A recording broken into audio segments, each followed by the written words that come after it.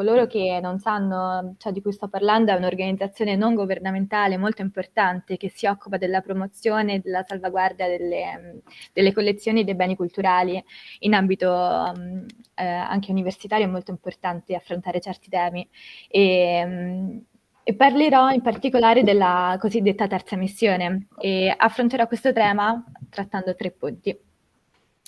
Okay, the first note is the importance of Terza Missione and this debate, and debates such as the one the University of Sapienza organized. So, for university museums, collections, and heritage worldwide, the importance of being properly acknowledged as third mission is not trivial. The implications can be enormous in terms of statute and recognition, and indirectly in terms of preservation, of course, access, and the long-term sustainability of university heritage. Several countries are presently having intense third mission debates: France, Russia, Germany, Poland, Ukraine, the UK, among others. Sorry. In Latin America, the third mission has a different name. It's called extension, extensione, and it's taken very, very seriously indeed. Each university, for example, in Brazil or Mexico, has a pro-rector for extension. And there is even a national association of extension pro-rectors. In other countries, raising awareness towards the social, economic, and political avenues offered to university museums by the third mission still needs to be done. For example, in the United States, third mission discussions are practically inexistent, although, of course, they do third mission, especially state universities, but they don't consider it so. Translator, please. Il primo punto che voglio affrontare è l'importanza della terza missione e l'importanza di eventi come questo, poiché non è scontato che nel mondo dei musei essere riconosciuti come terza missione non è per niente facile. Diciamo che bisogna sostenere questi beni culturali e vi sono paesi che lavorano al riguardo, come ad esempio la Francia, la Russia, la Germania, l'Ucraina, la Polonia e la Gran Bretagna. Però se prendiamo in considerazione il Latino America, vi sono paesi come il Brasile o il Messico in cui vi è una figura chiamata estensione e riguarda la cosiddetta terza missione all'interno delle università. Vi è persino un rettore che si occupa di queste associazioni e di questo ambito della terza missione. Perciò diciamo che ci sono posti in cui questo discorso viene preservato e affrontato, e altri posti, come ad esempio gli Stati Uniti, in cui vi è la terza missione chiaramente, però non viene sottolineata come dovrebbe. Thanks. So first note the importance of the third mission and events like this one. The second note is the importance of Italian leadership.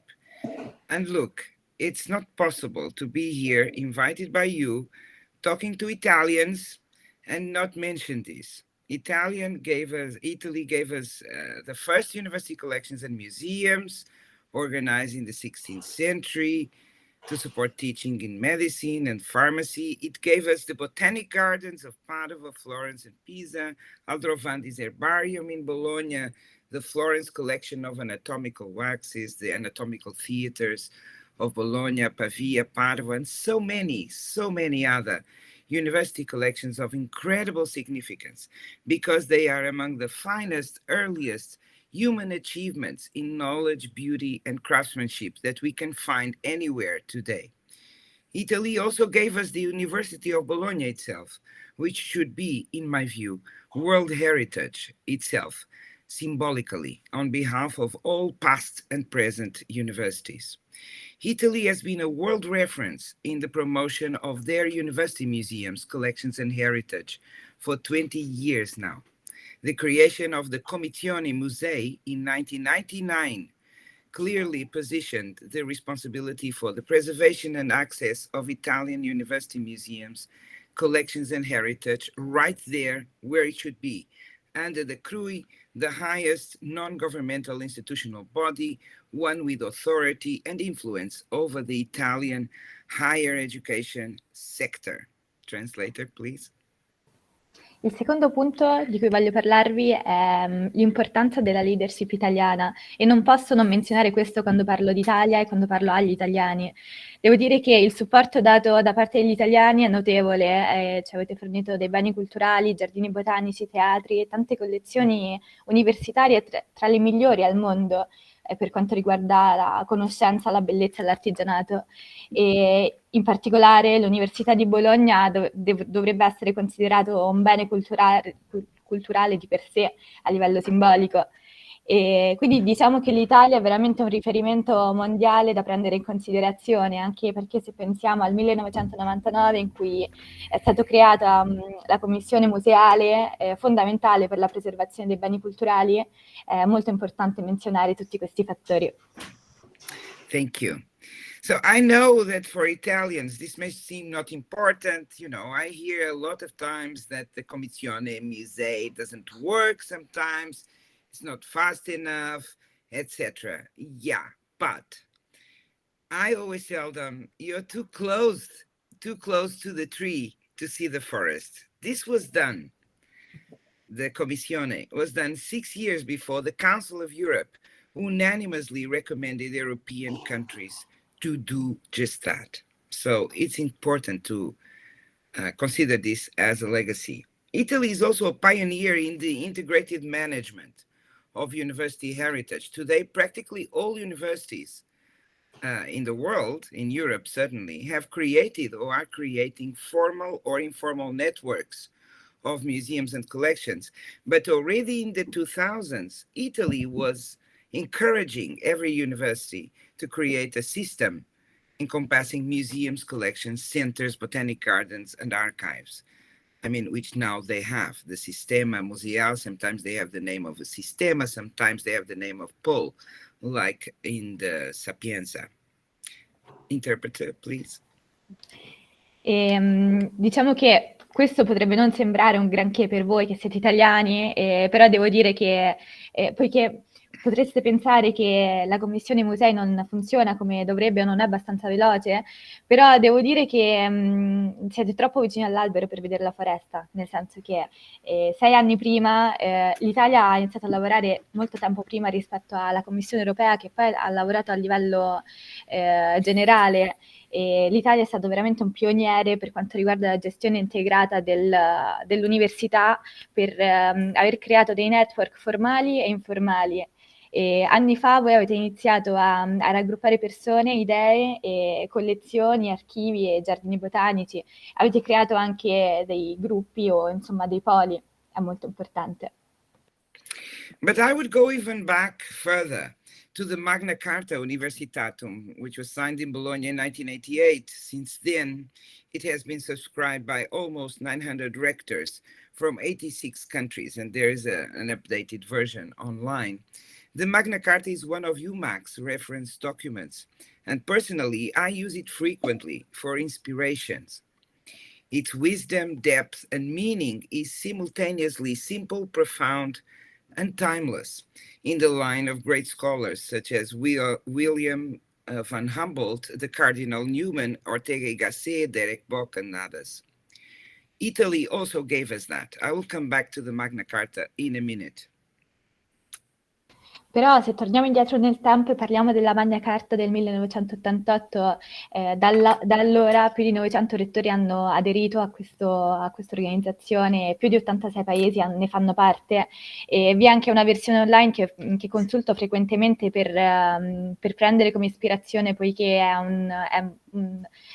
una fonte di ispirazione molto saggia e diciamo che può essere utilizzata in un qualsiasi momento, e vi sono delle idee veramente importanti che l'Italia ha fornito a noi, e tornerò a breve su questo punto. But now specifically regarding the third mission, the Terza Missione. In 2017, so almost 5 years ago, I was invited as UMAC chair by Professor Giulio Vidotto from the University of Padova for a meeting aimed at reflecting on academic rankings and the third mission. I was supposed to say what role university museums play or can play in the third mission, and most importantly, how that could be measured in terms of higher education rankings. So while most universities were still trying to figure out what to do with the third mission, already Italy was discussing third mission and rankings. The interpreter, Quindi please. anni fa, nel 2017 specialmente, l'Italia ha capito il ruolo di questa terza missione, mentre tuttora alcune università ancora stanno cercando di comprendere questo ruolo, e l'Italia è stato pioniere anche da questo punto di vista. Right, so first note, the importance of the Terza Missione. Second note, the Italian leadership. Third note, why is the third mission complicated, difficult for university heritage? And there are three reasons for your reflection. First reason, the third mission is a big bag where everything that is not teaching and research fits. In other words, it goes from patents and knowledge transfer to the industry, to applied technologies, to research outreach, open days, for example, to inclusion and accessibility, and culture with a small c, like concerts, academic theater, exhibitions. Museums and heritage do not necessarily fit well in this thing we call the third mission. Interpreter, please.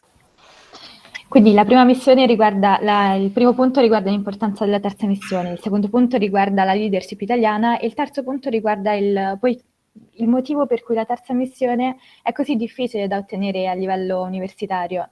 Diciamo che la terza missione è come se fosse un contenitore di ciò che non riesce ad entrare in altre categorie, quindi abbiamo il trasferimento delle conoscenze, abbiamo l'inclusione, l'accessibilità, la cultura, gli eventi, e abbiamo i musei e i beni culturali che fanno fatica ad entrare all'interno di questa definizione.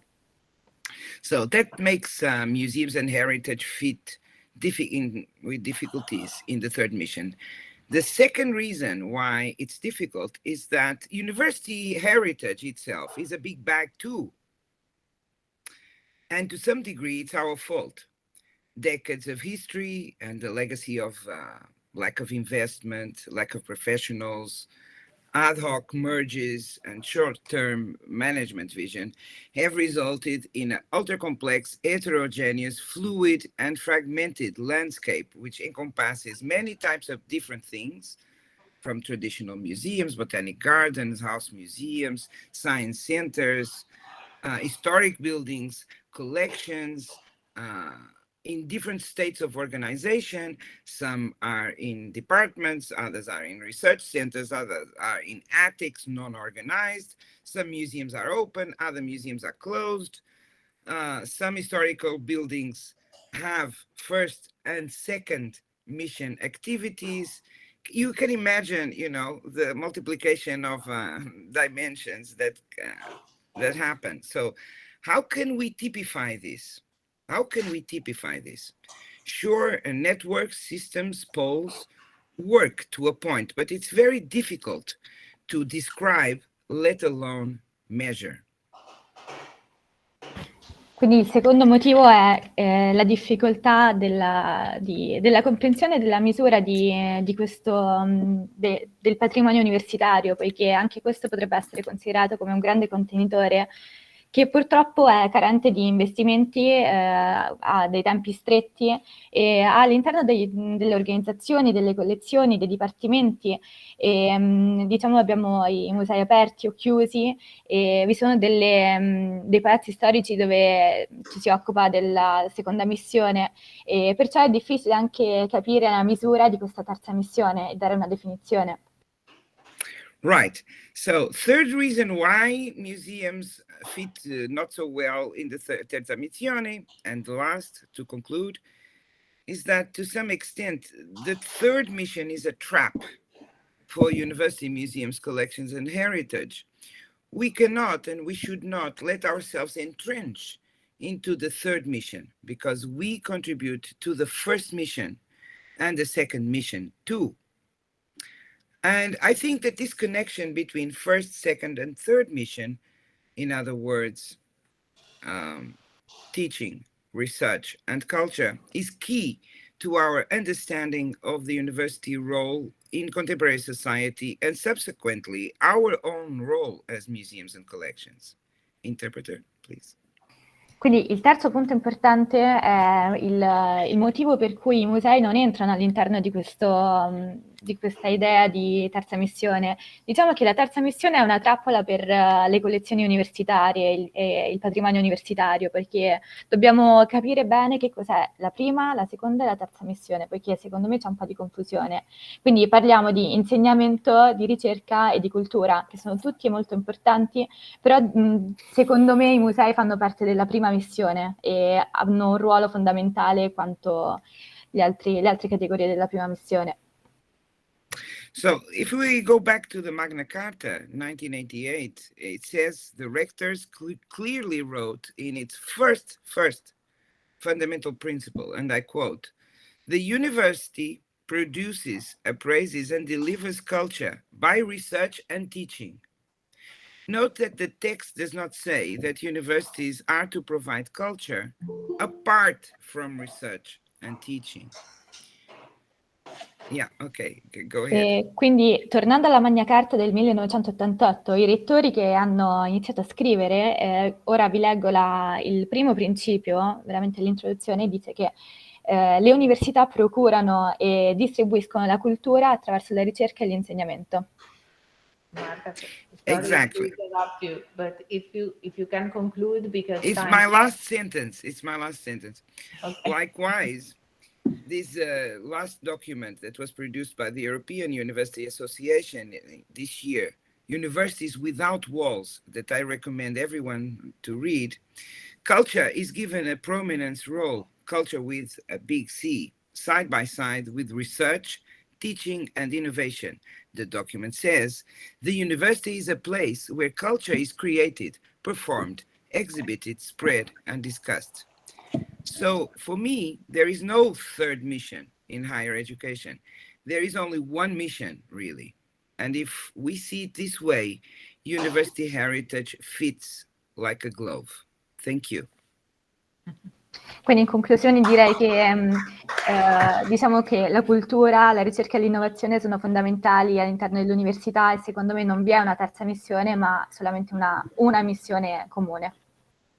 Benissimo, grazie Marta. Mi scuso con tutti. I want just to make a little change in the program because we have our colleague from the botanical gardens in Genoa who has to go and get a train to go back home, and I'm sorry about that, but with this double distant presence and online, it's a bit difficult to be in two places at the same time. So I introduce you Mauro Mariotti, Università di Genova, Botanical Gardens of Genoa and Amburi Gardens. Mi scuso ulteriormente, but I will try to keep the time, so 10 minutes each, otherwise we will be thrown away of the room. Thank you. Io parlo mi spiace non parlare in inglese perché preferisco parlare italiano che la mia lingua, insomma. Vengo come direttore dei Giardini Botanici Embry, un giardino fondato dagli inglesi e poi acquistato dallo Stato italiano per evitare una speculazione quando era già in vendita. Però sono anche del direttivo degli orti botanici italiani nel loro complesso. Gli orti botanici universitari sono circa 30, una trentina in Italia, e all'incirca i visitatori sono 1 milione di visitatori l'anno che frequentano gli orti botanici universitari. Andiamo sui 2 milioni, comprendendo anche quelli privati o non universitari. Quando si parla di terza missione, io partirei da questo, dall'esistenza di disuguaglianze economiche e di saperi tra i popoli e nei popoli. La terza missione serve proprio a questo, diciamo, per assistere, sostenere, dare solidarietà con un impegno pubblico. Come? Informando, ascoltando, coinvolgendo, collaborando, mettendo in condizioni di fare qualcosa. Non basta informare, non basta ascoltare, occorre coinvolgere, occorre collaborare e cercare di raggiungere, diciamo, il risultato, dando potere anche a chi non è esperto. La terza missione per gli orti e giardini botanici universitari è quella di coinvolgere gli esperti che sono all'interno dell'università per sviluppare l'ascolto dei non esperti, che sono, non tutti, alcuni sono esperti anche fuori, ma la maggior parte sono non esperti fuori, e per interagire insieme. Gli orti botanici, a differenza magari dei musei altri di altro tipo, fin dall'origine hanno svolto e svolgono la terza missione. Solo negli ultimi anni ne hanno presa una vera consapevolezza e cercano di evidenziarla. Basta pensare, gli orti botanici non sono un'industria agricola, però hanno contribuito enormemente allo sviluppo economico, con l'introduzione di piante alimentari, di tantissime cose, medicinali, eccetera. Quindi è anche quella terza missione. Gli orti botanici non sono un'azienda agricola, non sono neanche un agorà filosofico, però hanno contribuito enormemente a una visione condivisa per un mondo sostenibile e stanno facendolo ancora. Qua poi magari lascio lo slide e potranno vederlo, c'è una bellissima frase di Claudio Longo, collega di Milano, in cui dice proprio la bellezza anche della ricerca, non solo, diciamo, è anche il ruolo di un mondo che purtroppo abbiamo visto anche, diciamo, sta peggiorando in un certo senso.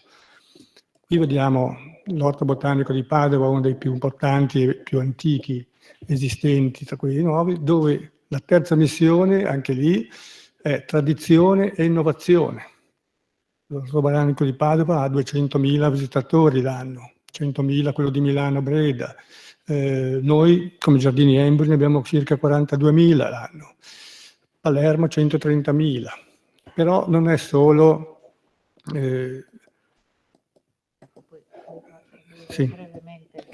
finisco questo. Terza missione fa parte quindi delle scopi, diciamo, degli obiettivi degli orti botanici, che sono didattica, ricerca, ma appunto terza missione. Vuole andare indietro? Okay, in Italy we have about 30 university botanical gardens, and we have about 1 million of tourists per year. About third mission, I think that the most important thing and goal is to support, and it's not enough to give information, to listen, to collaborate, but we need to do more and more in order to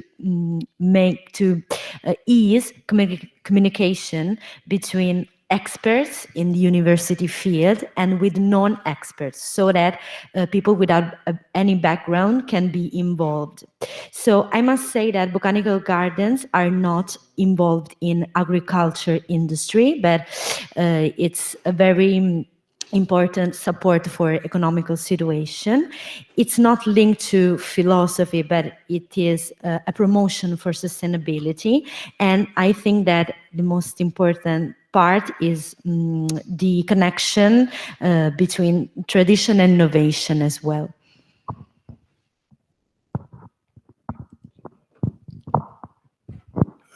Pongo il caso dei Giardini Botanici Embry, che sono dal 1867, sono stati fondati da Thomas Embry e da suo fratello Daniel, sono oltre 150 anni di vita, che hanno svolto servizio al territorio, proprio attraverso l'occupazione, diciamo, attraverso l'educazione, attraverso lo sviluppo della floricoltura in un territorio di frontiera dove si incontravano ricercatori di tutta Europa, oltre alle famiglie nobili di tutta Europa.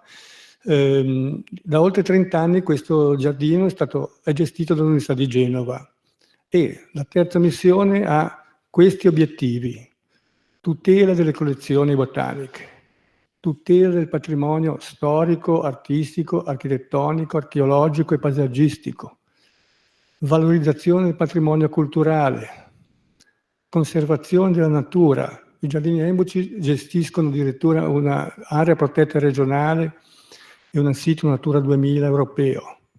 Diffusione di conoscenze utili allo sviluppo sostenibile, inclusività. Tutti gli orti botanici più o meno hanno questo andamento nelle visite. La stagionalità è un problema perché si concentra sempre in primavera, estate, eccetera, salvo eccezione per quei giardini alpini. Però c'è la possibilità di aumentare anche gli altri mesi. Importante partecipare ai 5 temi chiave del turismo sostenibile. Questi temi sono stati stabiliti nel 2017, che era l'anno internazionale del turismo sostenibile. E in particolare anche il rispetto del codice etico mondiale del turismo. Turismo quale fattore di sviluppo sostenibile, come fruizione del patrimonio culturale dell'umanità e sostegno al suo arricchimento. Un contributo possiamo darlo anche all'editoria, per esempio, anche questa è terza missione. Possiamo darlo all'arte, sono delle location stupende gli orti botanici per le mostre, spettacoli, musiche, concerti, rievocazioni storiche, cerimonie, e poi conservare la natura e il paesaggio, il ruolo che gli orti botanici hanno nella conservare la natura al di fuori anche degli orti botanici, come conservando i semi e poi partecipare a opere di ripopolamento di specie minacciate in via di estinzione, conservare la biodiversità. Gli orti botanici italiani fanno parte, alcuni di loro, della rete italiana RIBES, delle reti delle banche del germoplasma, che fa parte poi di anche Millennium Seed Bank e altre cose internazionali.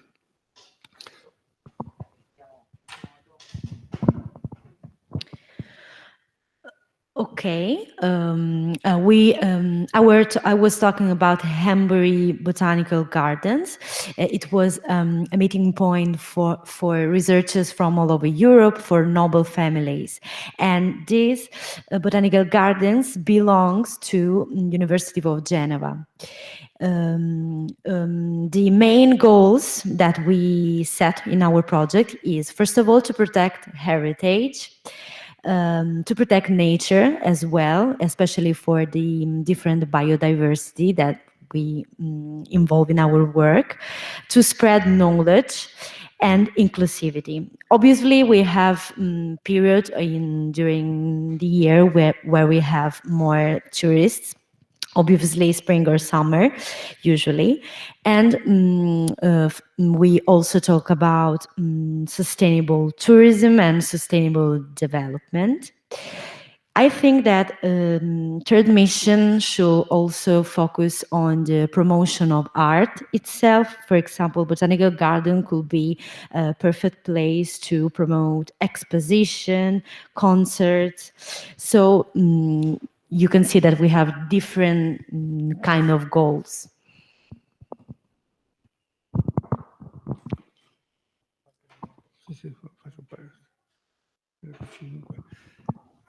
Un altro contributo importante che ho già citato è lo sviluppo sostenibile, quindi il giardinaggio, tecniche sostenibili, anche a discapito di una visione estetica. Gli stranieri comprendono molto bene che un orto botanico non è un'aiuola, ma è quello che valorizza il ciclo naturale delle piante. Quindi quando vedono delle piante secche che sono in una fase di semi, lo capiscono bene. Gli italiani non capiscono questa cosa. Quindi bisogna insegnargliela. Quindi bisogna insegnare che non si applicano sostanze chimiche, ma si usano metodi naturali, diciamo, agriculture, quindi energia sostenibile, quindi utilizzo del, in un ambito, in una visione che gli orti botanici devono avere assolutamente internazionale, con gli scambi di semi, di collaborazioni varie, e in una visione che è transdisciplinare, che va oltre quella multidisciplinare e interdisciplinare, perché la somma di più discipline è più grande della reale somma delle singole discipline. E poi inclusione, quindi natura e cultura per tutti, attenzione agli svantaggiati, questa anche è terza missione. Gli orti botanici sono dei luoghi speciali dove didattica e ricerca scientifica hanno molteplici occasioni di confronto diretto col pubblico, col mondo della cultura, con l'imprenditoria privata e pubblica. Questo viene definito terza missione. Le radici sono storiche, fin dall'inizio della fondazione gli orti botanici facevano questo. Però è necessario un cambiamento, soprattutto in Italia, cioè la percezione degli orti botanici nel pubblico vasto. Il visitatore deve imparare che non si tratta di giardini piacere o solo giardini piacere, che l'aspetto estetico, pur da mantenere o migliorare, non è affatto essenziale. Essenziale è il ruolo di un laboratorio al servizio della didattica, della ricerca, della conservazione di un contesto scientifico che non può che essere internazionale. We care about sustainable development, since we also care about the aspect of gardening, for example. Foreign tourists understand that sometimes they cannot find the garden in the best aesthetic because it is linked to the cycle, the natural cycle of plants. So we care about avoiding chemical substances and to use, for example, different sustainable resources of energy. And we also care about inclusion, so nature and culture for everyone. And I think that we need to make a change in Italy, since we need more appreciation of these kind of gardens by our tourists in Italy. So it's not the best to visit botanical garden just for the aesthetical part, but we care about the conservation and the science beyond all this. Allora, grazie, grazie. Grazie. Sì, no, abbiamo modificato proprio l'ordine. Thank you so much to Mauro Mariotti from the University of Genoa. And now, if it's okay for you, we have Paolo Inglese, University of Palermo, Università degli Studi di Palermo, Botanical Gardens of Palermo, and for you as well, 10 minutes, and then the colleagues from abroad.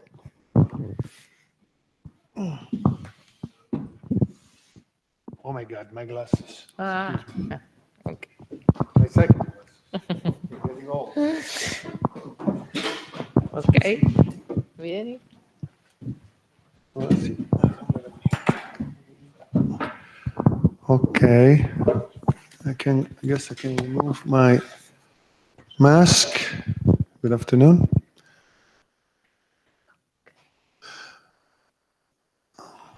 I think it's Sistema Museale. Questo? I think so. Can try. Yeah, there it is. Can you like this? No.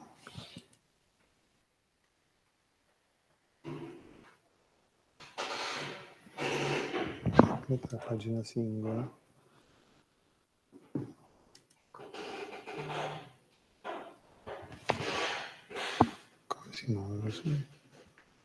Si può mettere una visione singola, io anche sono come lei, sono Mac, dovrebbe essere...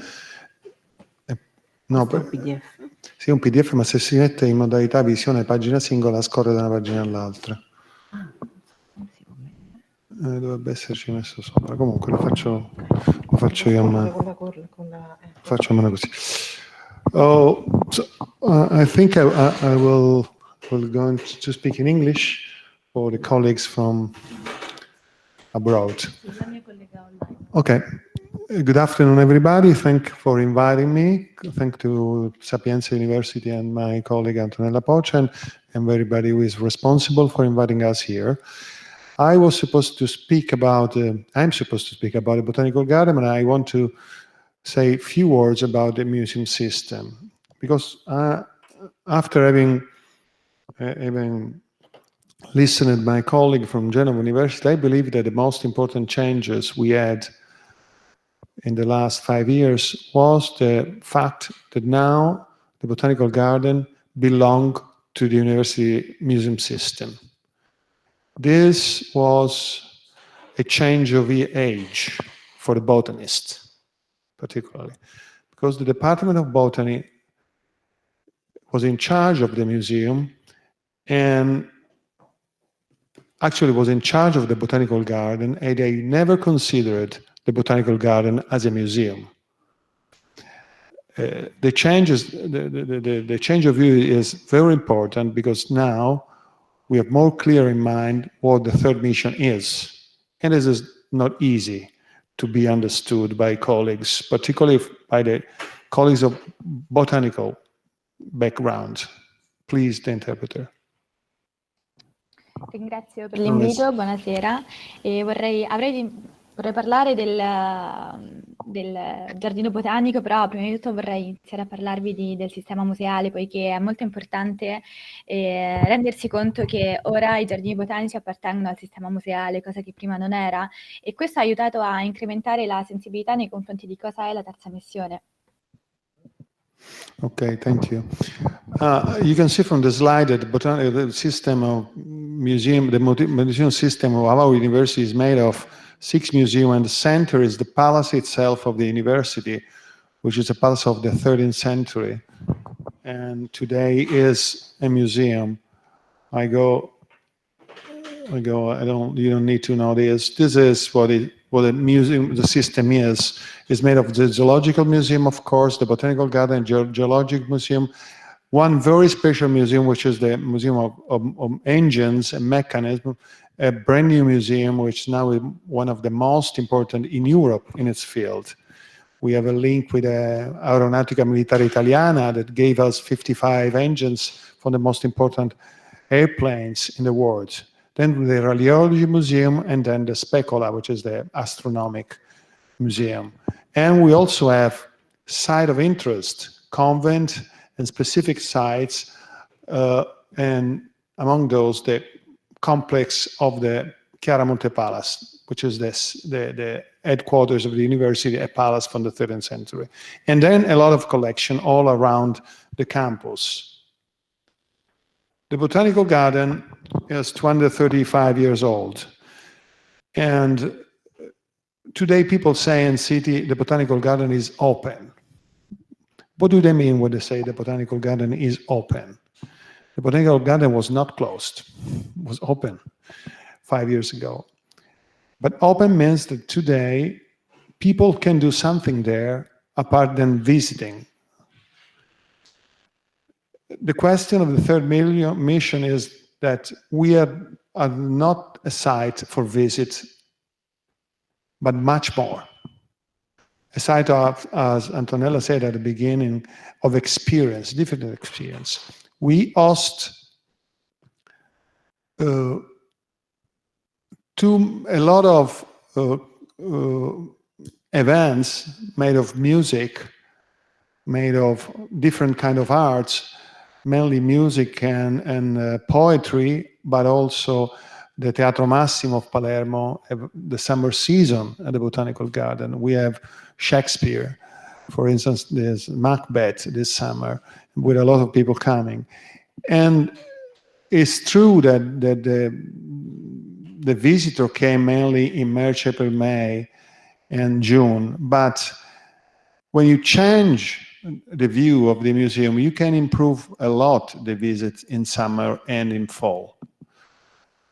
May is the month of the school, but in the last 3 years, we had no schools. And this could have resulted in a completely flop, the balance. Actually, June, July, August, September, October of this year, we peaked it out. We reached the highest number of visitors ever in the Botanical Garden. And we have a flat of incomes from June to September. In this year, we have reached today 125,000 visitors, which is a lot in 5 months. How? For instance, I don't show you all the other museum. I do very slowly. This is nice. I love this museum because we host Targa Florio. Targa Florio is the most ancient race car in the world, and we had a value of cars this year of 200 million euros. So we have the Ferrari heritage, Ferrari's partner, and well, I don't want to go in this. We have the Vucciria in the Steri with major painting. It's one of the most important painting in Italy. What is the change? The change was the cafeteria, for instance. The cafeteria is open until 1 o'clock in the morning, and this increased a lot the visit from 7 p.m. to 1 a.m. This was a fight. It was not easy to accept for the university. And we have all the services, particularly the services for the young guys. We have Kinderheim in summer for 3 months, and we had 150 young people from 5 to 8 years old living in the garden for 2 months. Those are the numbers, and and these are the events. So the Botanical Garden have a lot of events, 90 events this year, which is quite a lot. Private, a question, weddings or private dinner are third mission or not? To my opinion, they are. First of all, because they support the scientific event that usually make no money. Second, because even in this event, you can show what a botanical garden is, and people can understand it and love it. What I say that in Italy, the botanical garden is like Promessi Sposi from Manzoni. You read at school and then never in the rest of your life. People say, I was in the botanical garden when I was 5 years old, so why should I go again? And this is what we have to fight. Translator, sorry. Interpreter, sorry. Yes. Quindi I parlando was del... too fast. No, no problem. Quindi parlando del sistema museale, diciamo che noi abbiamo il giardino zoologico, geologico e abbiamo il giardino botanico, e, conventi, siti, però la cosa più importante da sottolineare è che ora il giardino botanico è aperto. Che vuol dire questo? Prima non lo era? Diciamo che anche 5 anni fa lo era, ed è molto importante capire che ora le persone, i visitatori possono fare altro oltre a visitare il giardino botanico. Noi ospitiamo eventi fatti di musica, arte e attività e poesia. Ad esempio al Teatro Massimo abbiamo presentato Shakespeare l'estate scorsa, e diciamo che la stagione più alta è giugno-luglio, anche se in realtà abbiamo avuto delle entrate notevoli. Da giugno fino a ottobre abbiamo avuto 125.000 di visitatori in 5 mesi, e questo è incredibile. E, diciamo che il cambiamento principale risulta essere la caffetteria, poiché abbiamo dovuto lottare per tenere aperta la caffetteria dalle 7 di pomeriggio a lunedì sera, e inoltre abbiamo implementato diversi servizi per i giovani. Abbiamo 150 persone che sono venute, diciamo, dai 5 agli 8 anni a vivere nel giardino botanico per 2 mesi, e abbiamo inoltre implementato tanti eventi all'interno del giardino botanico, 90 per la precisione, che è un numero molto elevato. E per quanto riguarda gli eventi privati come i matrimoni, voi li considereste terza missione? Io direi di sì, poiché loro attraverso questi eventi privati mostrano che cos'è il giardino botanico e quindi fanno capire alle persone l'importanza di questi luoghi. Io dico sempre che un giardino botanico è come in Italia la lettura dei Promessi Sposi, poiché si leggono a scuola i Promessi Sposi e dopo non si leggono più e le persone dicono io sono andato al giardino botanico con la scuola, che motivo c'è di tornarci ora? Quindi diciamo che c'è questo tipo di sensibilizzazione. Thank you very much. So we can see some of the events. This is a painter, and Giovanni Solima is a fantastic player, of cello player. And we have Zagara, our fiesta. Zagara is a brand of the botanical garden. We have twice a year this event for 4 days, so 8 days. And only with these events, we make 100,000 euro and something like 20,000 people coming in the garden. And this year we have 55 people exposing different from nurseries from all over Italy in Sicily. And this was a quite important event. And then the use of the night. The use of the night in Sicily is possible for so long, and we hosted this Anima Mundi spectacle. Is something. This is the spectacle made of light, and this is the central aquarium of the garden.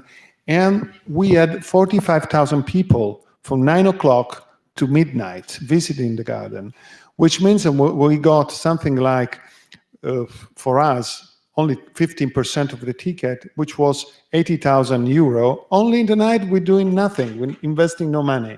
This was very important because this is an event for families and for young people and brought a lot of people in the garden from all over Sicily. This year we have, I finish in 20 seconds. This year we have 75% of people were tourists. And we are the second site after the Palace of the Normans for visitor. And for Christmas, which is usually the lowest period in terms of people coming in the garden because it's raining, it's cold, and blah, blah, blah, we have an event of music together with the Teatro Massimo. Teatro Massimo is one of the most important theater in Europe. And we will have a specific spectacle that links music with the plants in relation to the shape of the plants. I think will be something very interesting for everybody, and we will have the RAI, the first channel, coming to us for recording the show. I thank you so much.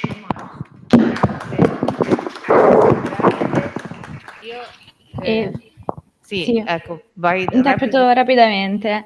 Sì, diciamo che un evento molto importante che abbiamo visto implementare il numero di turisti e di visitatori è l'evento svoltosi la notte, che non ci ha costato ulteriore investimento. Abbiamo visto la vendita del 15% dei biglietti e un'entrata di 80.000 euro.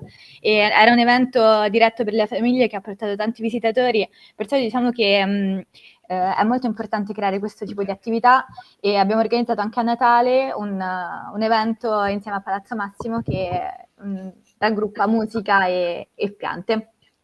Grazie davvero al nostro collega Paolo Inglese che ci ha raccontato di quel posto straordinario che è appunto il suo museo. Allora, now I'm sorry to be so late, really. Unfortunately, the technical problems delayed us a bit. But Nina and Miranda, I will call you in a row. So first Nina and then Miranda. Thank you so much and sorry for this delay. It's fine. Mi sono solo scusata per il ritardo con Nina e Miranda che sono collegate dall'Inghilterra. I give the floor to you, Nina, 10 minutes from now. Thank you so much. We'll try to have a very, very brief translation at the end of your contribution. Okay. Okay, so I shouldn't, Antonella, I shouldn't pause for translations in the middle? No, translation in the end. So don't worry, go ahead. Okay, great. I just wanted to say thank you, and it's also thank you for inviting me to participate. And it's also wonderful to hear all about the botanical gardens, which we do not have at UCL, but we do have the famous alumni Mary Stopes, who had a pioneering career in botany. And so that is just an anecdote.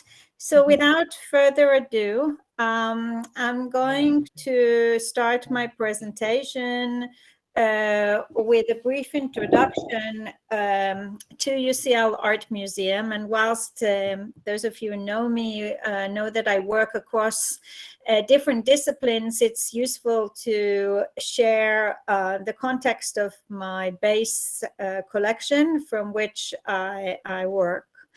I'm going to share my screen. Sorry, a window. Sorry about this. Share. Yeah. Oops. So, yeah. So UCL Art Museum is actually a stored collection of over 10,000 works from the 15th century to the present day. And this includes works on paper, paintings, some sculpture, and contemporary media works. Sorry. Yes. And its physical footprint, as you can see from these photos, is tiny. To give you context, this is less than half the size of a tennis court. And it functions as part of multi-purpose project space and exhibition space, whilst its primary and original function is that of a study room for prints and drawings and teaching with the collections. The fact that it is a stored collection should have made it easy for us, for myself and my key colleague, who is the art collections curator, to make the pivot to the online as a result of COVID-19. And in many ways it did. More so because my colleagues have a strong track record of making accessible a collection that has significant barriers to physical access. So overall, our focus is to make the material heritage of the university relevant. And this means relevant to people, and relevant to new ideas and to innovation. And we've spent many years with our colleagues, collaborators, and students experimenting with the best ways to do this with the university's artistic heritage. The Art Museum and its team are part of a larger team at UCL called UCL Culture. And this is a group of people with diverse expertise that help the UCL community at large connect its work with the heritage on campus and in the museums. We have 3 museums and a theater. But most importantly, indeed, the aim is to connect all of this with the world beyond UCL. And we do this in different ways, always in collaboration. Exhibitions, performances are some of these ways.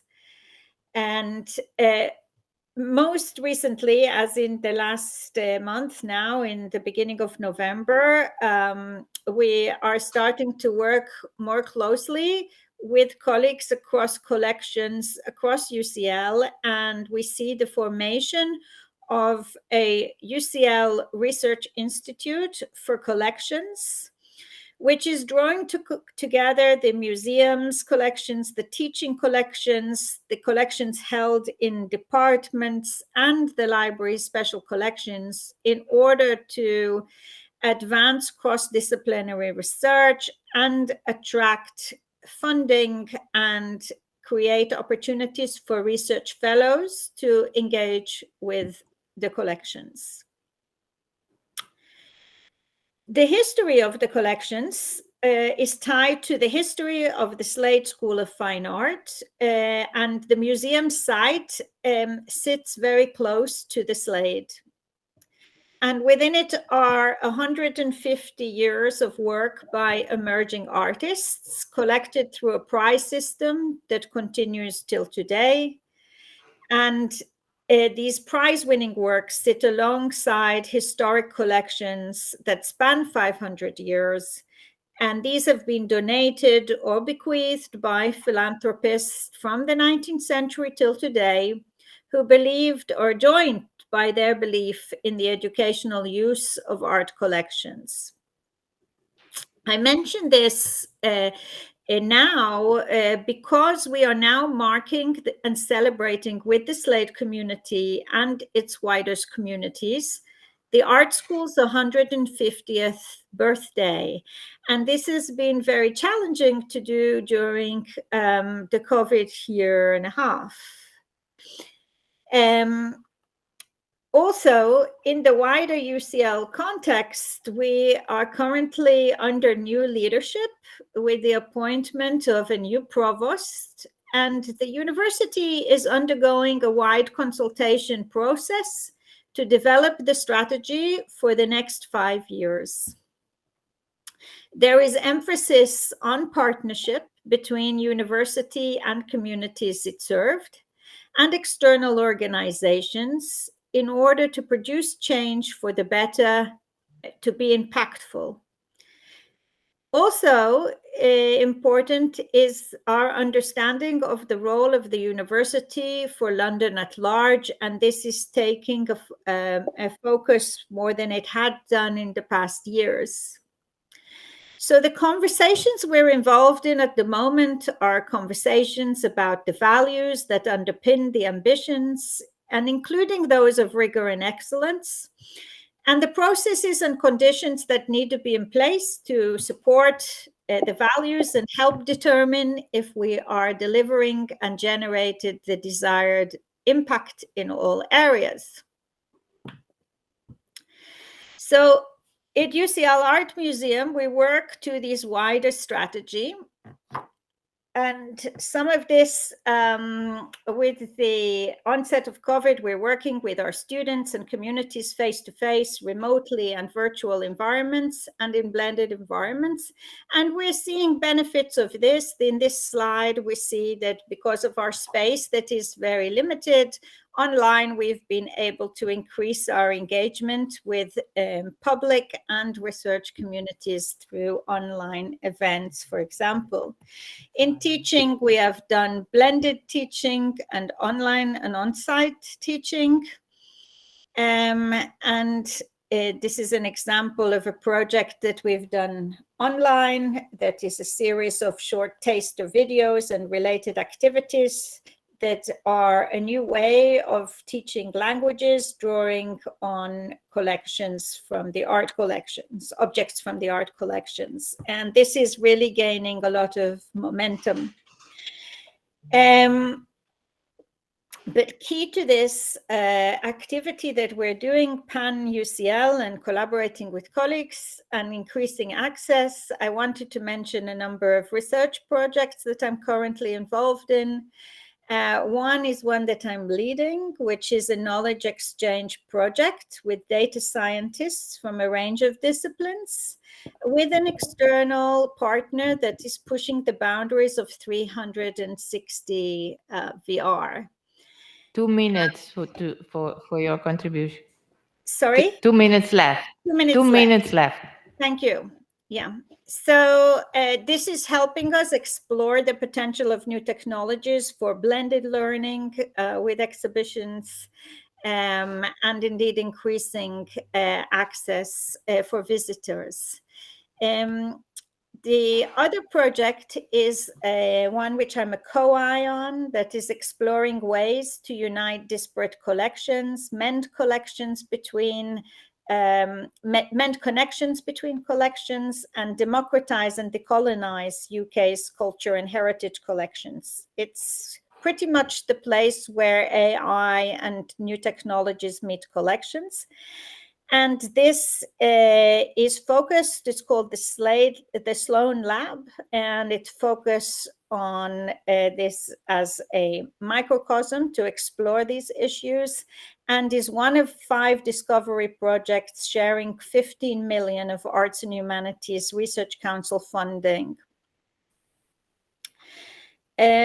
Another key area is the exhibitions that we have developed for the Slade 150 anniversary. And what is significant here is that they have been developed with staff and with students or virtual throughout the year, and only really coming together for the implementation and installation. So this has been really quite a learning curve for us, and it's very exciting to see it all come together right now, and to have been part of a project that is student-led is really quite remarkable. So I'll pause there, and hopefully that hit the spot in the time allocated. Thank you so much for your attention. Thanks to you, Nina. Thanks for your very dense and intense contribution. Very briefly, the shortest summary. Sì, il nostro museo del UCL Art Museum dell'Università University College of London possiede opere d'arte di diverso tipo dal XV secolo ad oggi. Abbiamo come scopo costruire una comunità molto ampia che possa appunto supportare i nostri valori, e ad esempio da novembre abbiamo cercato di acquisire un approccio sempre più interdisciplinare, quindi coinvolgere anche gli altri dipartimenti universitari, le collezioni che abbiamo in biblioteca, in modo da attirare sempre più collaborazioni e ovviamente anche fondi. Per il 150° anniversario di questa struttura stiamo cercando di migliorare i nostri progetti anche attirando organizzazioni esterne. Infatti un esempio molto importante è stato fatto tramite la fornitura di centinaia di realtà virtuali che abbiamo utilizzato per appunto aiutare l'esperienza museale con le nuove tecnologie. Abbiamo avuto corsi per studenti e ovviamente il fatto di operare anche online ci ha dato la possibilità di attirare più studenti, dato che lo spazio fisico è limitato, quindi la dimensione online ci ha anche aiutato ad essere riconosciuti. Grazie. Thank you so much, Nina, for your contribution. I'll see you very soon in London. So thank you. And now Miranda Stern. So sorry to be so late. I'm really honored to welcome Miranda. I hope I'm really honored to welcome Miranda Stern. And I'm pleased, and I thank you so much for being with us today, Miranda. Miranda from the University of Cambridge.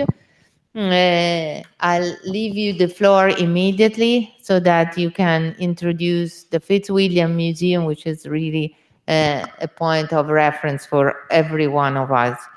Thank you so much, Miranda. The floor is yours. Thank you so much, and thank you for the invitation to present. I can't see you all now, so somebody do tell me if you're not seeing my slides or anything like that. No, we're seeing them. Brilliant, thank you. So I'm Miranda Stern. I'm Head of Learning at the Fitzwilliam Museum, which is part of the University of Cambridge Museums in Cambridge, UK. And I'm going to speak to you a little bit about communication, education and cultural mediation at the University of Cambridge Museums, and how we use these processes to address local and global challenges in line with our mission. Hopefully you're seeing the next slide there. So just to give you my context, I'm based at the Fitzwilliam Museum, which is the principal art and antiquities museum that's part of the University of Cambridge. But the University of Cambridge Museums is a consortium that brings together the 8 museum collections and also the Botanic Garden. So it's been great to hear from other Botanic Garden examples that are part of the University of Cambridge. And you can see we are very interdisciplinary. We go from A to Z, from archaeology and anthropology to zoology, via art, earth sciences, polar exploration, etc. And we work together, particularly in our kind of audience engagement and community-focused work. And we've been a formal consortium since 2012. Our joint mission and vision as university museums is to activate the power of the university through our collections, sharing with our communities and networks to deepen understanding of our world, inspire new thinking, and address local and global challenges. And so hopefully from this, you can see that sense of our kind of responsibility to be part of the role that the university that we're part of seeks to play in society and particularly in the communities that we serve. And that we want our learning and engagement work, which is obviously what I lead on in my role, to be something that is relevant to local and global challenges that people are facing. So our context for that work is that we are working in an unequal city and region. So the picture here is maybe the stereotypical image of Cambridge.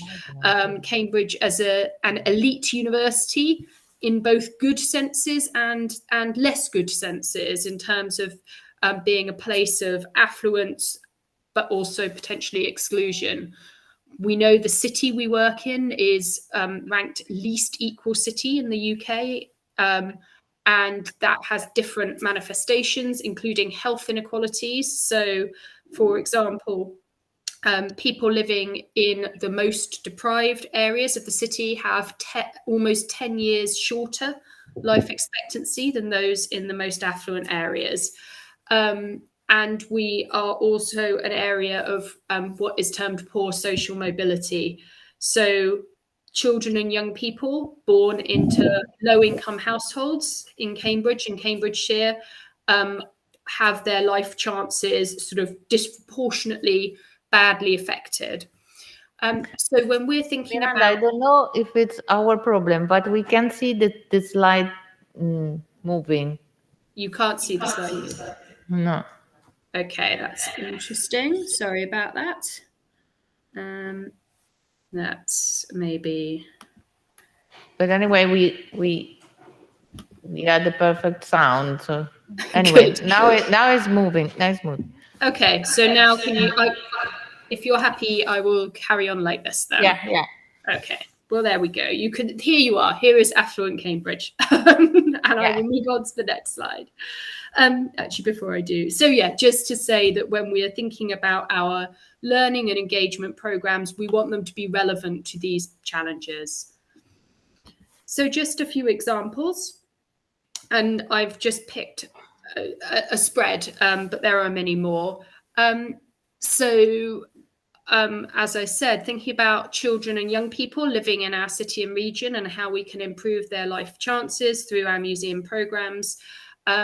Much work has been done around the fact that disadvantage sets in very early in a young person's life. And we know in our region that when children arrive to start school, age 5, the language development gap between those from low-income households and those who have more money is already big. And that means that then that disadvantage kind of continues throughout their schooling.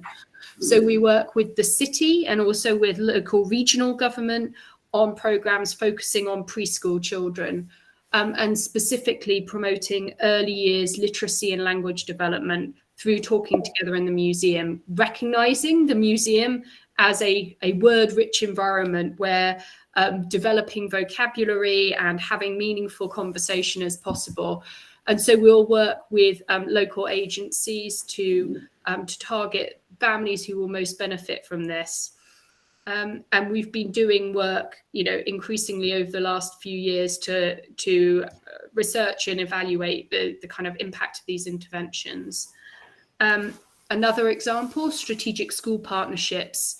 So like so many museums, including university museums, we have a strong program for school-age children. We will have, pre-COVID, thousands of children visit us each year. We've started having them back again, which is very exciting. But alongside the general visits, we have developed long-term strategic relationships with schools, again, particularly in areas of relative deprivation, where we work collaboratively with the school, with the teachers on a much longer term sense of how we can make a difference to their pupils. We're promoting cultural rights for every pupil, so recognizing there are many children who would not end up visiting a museum if they did not come with school. So we commit that every pupil in our strategic partner schools will visit as part of their education. But we also design kind of deeper, longer term projects with those pupils who might have most to gain.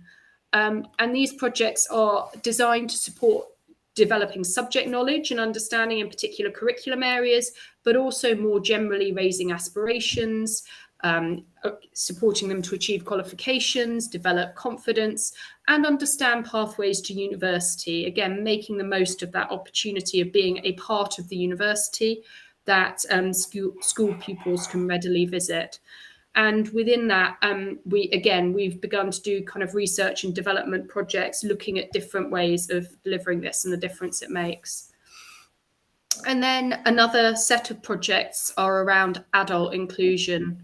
So like many university museums, we have a general program of talks and tours and workshops, but we also work in partnership with health partners, social care partners, care homes, other community partners to deliver programs that increase accessibility of the museum, but often particularly focus in around health and well-being and combating social isolation, which we knew to be a challenge before the pandemic and obviously one that has continued through the pandemic.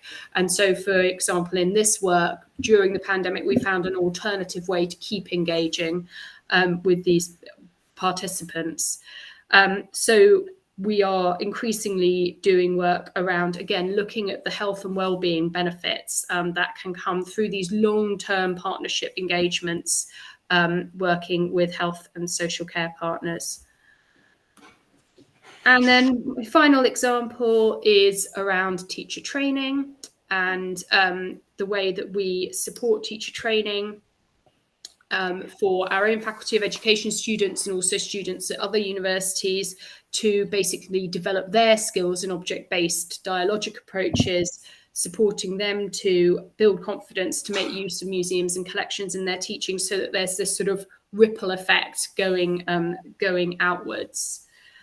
So I'm mindful of time, so I'll just, I think, finish in a moment. But I wanted to show this to you in case it was unfamiliar. It's a document that has been around for a little while. It was made in 2013, but I think it's quite interesting in terms of still as a sort of summary of the way that the UK university museum sector has thought and talked about how we create impact and engagement and the different ways in which university museums make a difference. So do find that. So I will finish there. Here are my contact details. You can read lots more about our practice and our projects on the University of Cambridge Museum's blog. And also, I should say, at the Fitzwilliam Museum particularly, we are really building up a sort of practitioner researcher strand of our work. So the link there tells you about our current learning research projects. But thank you for listening. Thanks to you and for all inspiring instances. Very brief translation.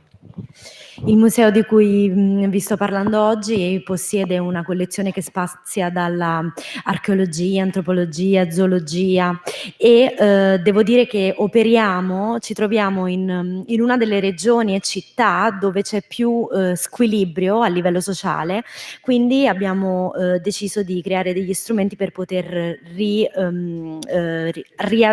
poter riallineare queste diverse situazioni sociali. Ad esempio abbiamo creato dei progetti volti a delle famiglie in difficoltà, quindi per assistere fondamentalmente bambini in età prescolare che molto spesso sviluppano anche problemi linguistici per appunto i disagi in cui si crescono, quindi dei progetti per implementare e migliorare anche il loro processo cognitivo. Poi abbiamo molte collaborazioni con le scuole, sempre per quanto riguarda delle aree più disagiate e sfortunate. Cerchiamo di avere delle partnership a lungo termine, poter stimolare gli insegnanti e fare in modo che tutti abbiano l'accessi paritari alle università. Lavoriamo con anche persone adulte, anziani, questo si è dimostrato come possa beneficiare al loro benessere fisico e mentale. E infine ci occupiamo anche di formazione per insegnanti, infatti lavoriamo a stretto contatto con la facoltà di scienze dell'educazione, sempre della Cambridge University. Spero che tutte queste informazioni siano state utili, potete leggerne delle altre sul blog dell'università. Grazie ancora Miranda Stern. E ora ultima ma non ultima è Anita Macauda per la professoressa Chiara Panciroli dell'Università di Bologna.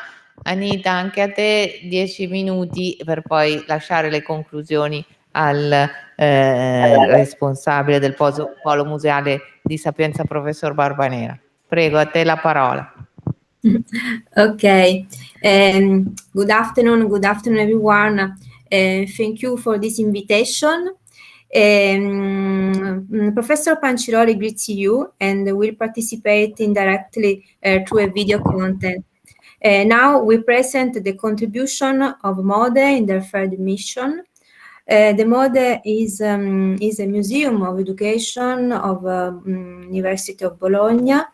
Is a digital museum belonging to the University Museum System. The Mode comes from a context of research and experimentation of technological tools, in particular of digital environments. In the Mode, please interpret on the end. Sì. Sì, la traduzione la facciamo alla fine, quindi vai. Okay. In the Mode we work with young people in terms of participation. In fact, young people's experiences with heritage require different cognitive and exploratory approaches. These experiences are able to sensitize young people to the active role of cultural heritage.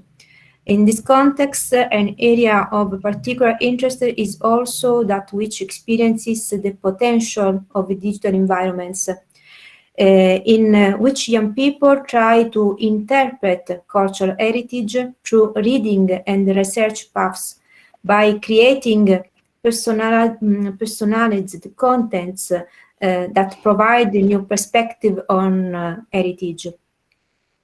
In particular, young people create digital rooms in which heritage, for example, is an instrument of integration, or the heritage is interpreted in a narrative key. I share the video with a short contribution by Panciroli. We present some of these aspects.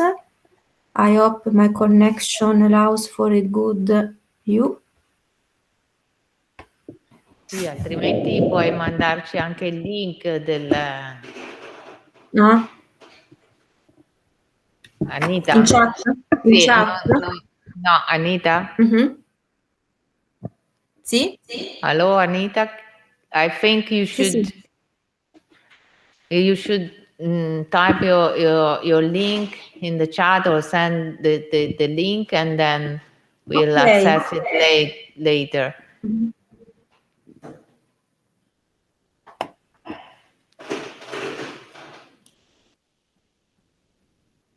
Okay, great.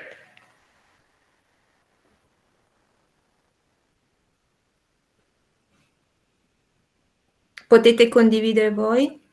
Sì, sì, vai tranquillamente. Parla pure l'italiano e descrivici il polo e concludi, perché abbiamo ancora il professor Barbanera che dovrà giustamente illustrare il polo di Sapienza. Allora, il video vi riassumo in breve, dopo appunto avete la Sì. possibilità di vederlo, riassume quelle che sono le attività che il MODE realizza con i giovani. Prima facevo riferimento alle sale, infatti all'interno del MODE vi è un'area specifica chiamata area espositiva dedicata alle sale bianche, e le sale bianche sono sale che vengono allestite dai giovani con contenuti che vengono creati dai giovani a partire da un approccio esplorativo ai differenti patrimoni, quindi non soltanto patrimoni artistici, ma anche ad esempio patrimoni scientifici. E queste sale ovviamente sono il frutto di un'attività di studio, di conoscenza, di approfondimento e a seguire di rielaborazione in modo creativo e originale. Grazie. Grazie, grazie a te, grazie alla professoressa Panciroli e proprio in inglese due parole. Yeah, I was talking about MODE Digital Museum, and in the video, the link that I left you, you can see how we create activity, especially with the young people, which are the main target audience of our projects. And in the video, you can find the so-called white rooms, where contents about scientific and historical heritage, for example, can be shared. And these contents are made by young students as well. And these are, they have been made thanks to creative re-elaboration. Thank you so much. And then for deepening the subject, we can access the video Anita sent us.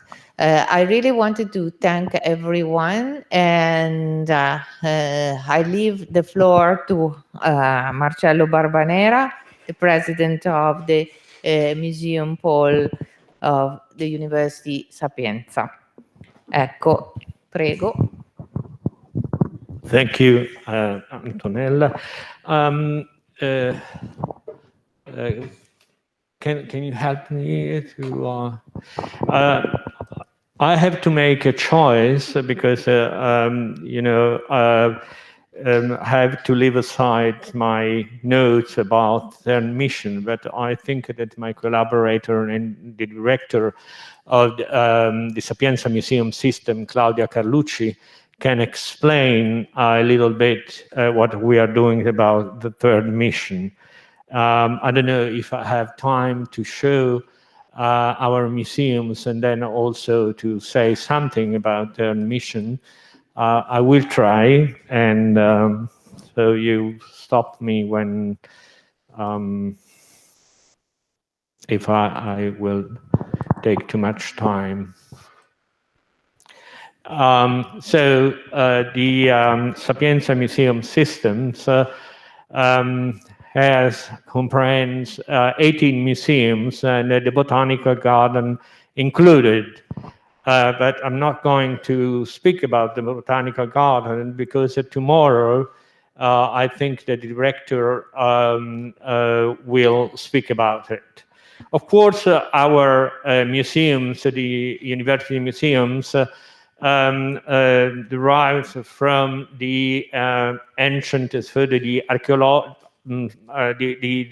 scientific cabinets of the late 19th century.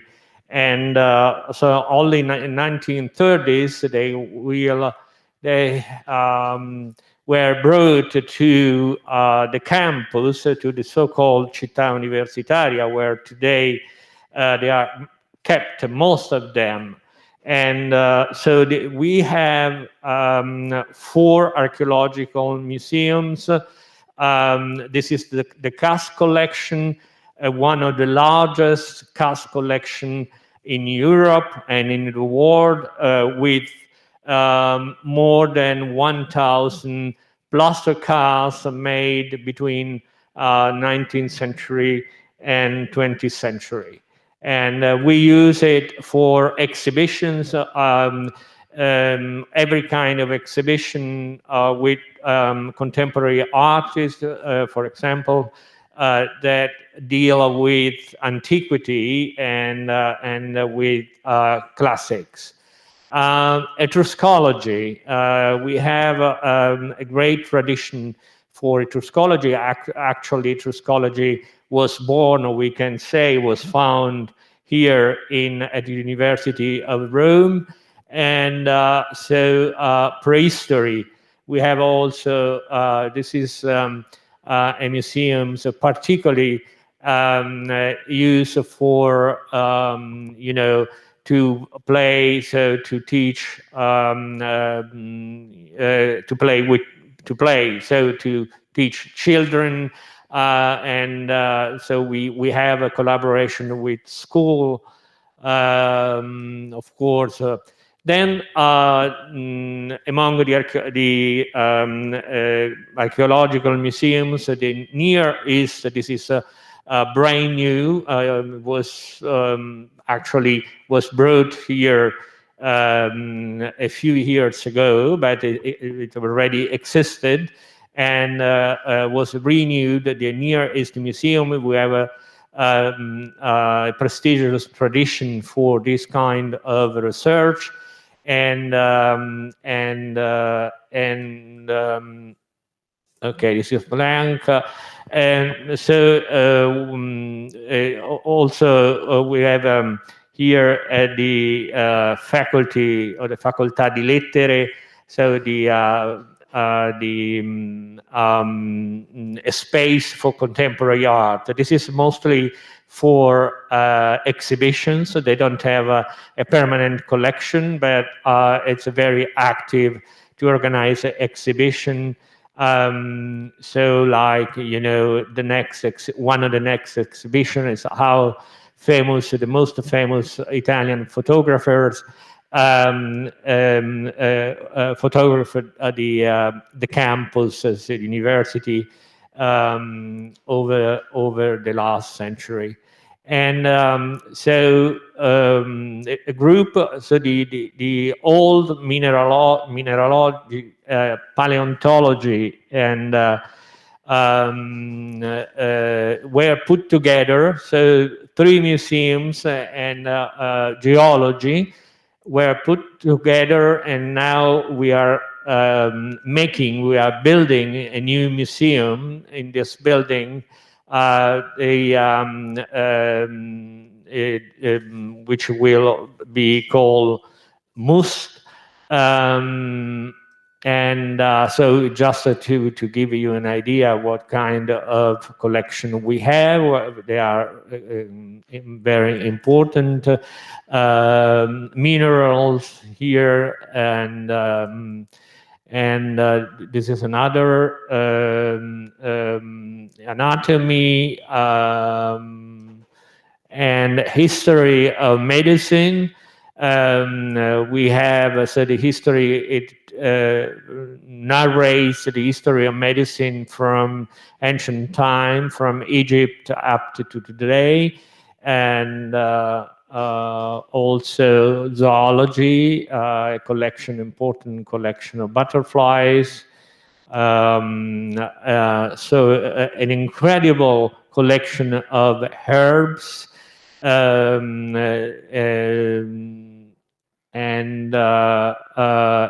so we are. We just one of the professors from Sapienza just received a Nobel Prize for physics, and so there is an old tradition. This is the so-called Via Panisperna school with Amaldi, so famous physicians who also were awarded with a Nobel Prize. And this is the museum of physics, and so with ancient instruments, chemistry, and this is the Museum of the Economy, and I think it's then in an outside room. Most of the museums are kept in the campus here, but outside room we have the so-called Latina Pole. Latina, it's a city 100 kilometers more or less from Rome, and we are going to build the so-called urban mining museum that dedicated to the modern mines. So we don't have mines any longer in Italy, and so the modern mines are recycling, and so like computers and phones, etc. And we are making 2 new museums. So the Space Museum and the Geography. I don't know if I have time. I have some, I wanted to say, I said that most of the museums are kept in the campus, in the so-called Città Universitaria. And the problem is that the Città Universitaria was built in the 1930s. Like a citadel, and that didn't want to communicate, to have a dialogue with the city. That was Mussolini's will. So we have a problem today, and we are making great effort to bring the knowledge and the collections of Area Museum outside this citadel, beyond the walls of the Città Universitaria. And so it's a big challenge. And I think that, first of all, we don't have to emulate the big museums. That would be a mistake, especially in Rome, where there are incredible collections. But we can make something like, I can make an example. There is an exhibition right now at the Palazzo delle Esposizioni on art and science. And on the second floor, the exhibition is organized and made with the objects that come from our scientific museums. This is a kind of, an example of how we can bring our knowledge outside the campus. And also, not only physically, but ideologically. Of course, so on one hand, we wanted to preserve, restore, and our cultural heritage, but also we are dedicating with the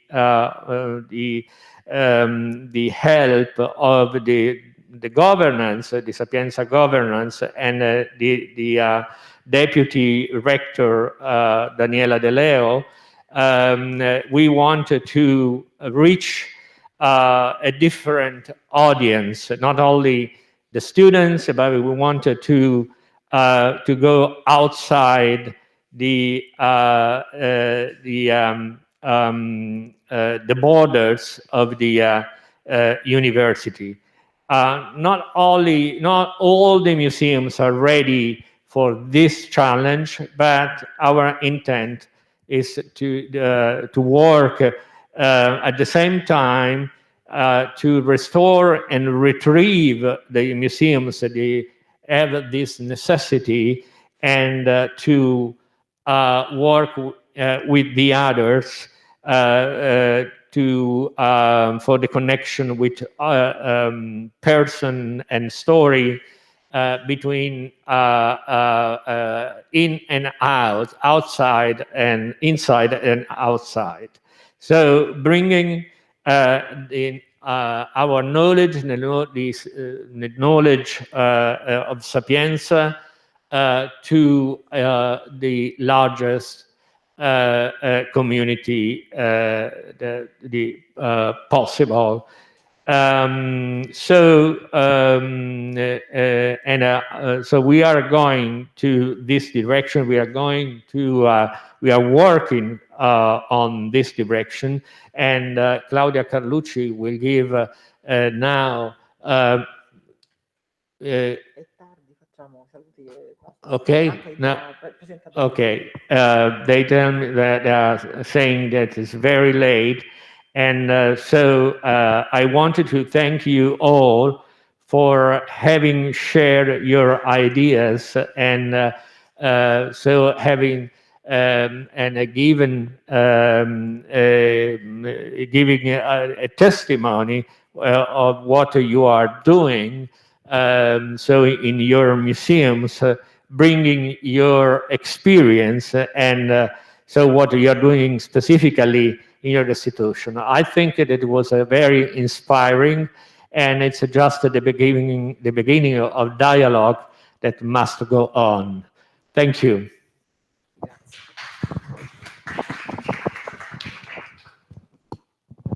Sì, molto brevemente il polo museale è comprensivo di 18 musei più giardini botanici. I musei spaziano dalla etruscologia, mineralogia, storia della medicina, geologia, fisica, che vanta anche un premio Nobel, dello spazio. Stiamo progettando anche molto di più, soprattutto l'obiettivo principale è quello di portare il complesso museale al di fuori della città universitaria, in quanto fu costruita negli anni 30 da Mussolini con lo scopo di rimanere recintata, tra virgolette. Adesso vogliamo andare oltre, superare questo muro, stiamo avviando collaborazioni con i palazzi delle esposizioni e quindi abbiamo un target di pubblico che va al di là anche degli studenti stessi, puntiamo a una comunità più vasta.